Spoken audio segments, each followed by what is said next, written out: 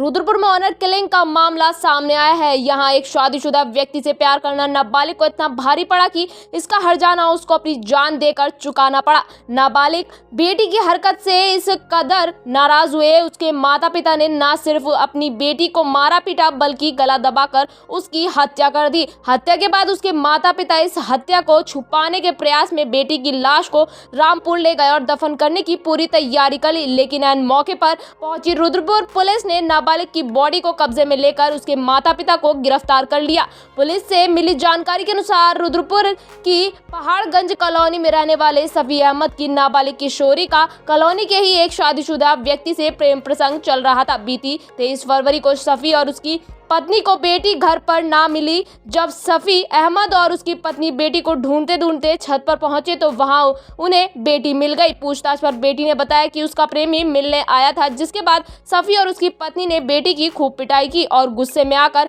चुन्नी से उसका गला घोट दिया, जिसमें उसकी मौत हो गई।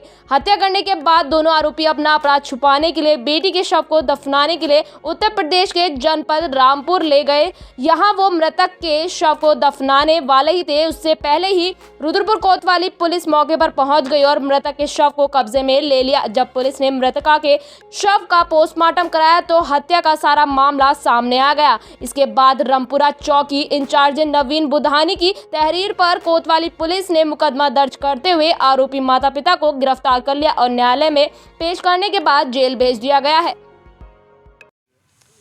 ये एक हमें सूचना प्राप्त हुई थी जिसमें पता चला था कि एक नाबालिग लड़की का उसी के माता पिता द्वारा संदिग्ध हालात में हत्या कर दी गई। तो ये कुल 2 अभियुक्त हैं। जो पिता हैं उनका नाम है शफी अहमद और जो माता है इसकी उसका नाम है खातून जहां। ये दोनों पहाड़गंज के निवासी और मूलतः गांव बजावाला थाना अजीम नगर रामपुर के हैं।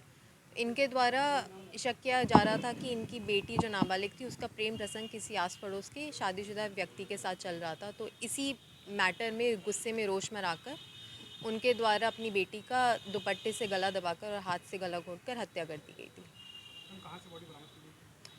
जब हत्या को छुपाने के लिए सुबह सुबह इनके द्वारा शव को अपने मूल निवास है थाना अजीम नगर में, वहाँ पर ले जाकर इसको दफनाने की कोशिश की रही थी। तो हमें जब भी सूचना प्राप्त हुई तो हमने तत्काल कार्रवाई करके इसको रोककर बॉडी को वापस लेकर आए थे लीगल एक्शन लेने के लिए।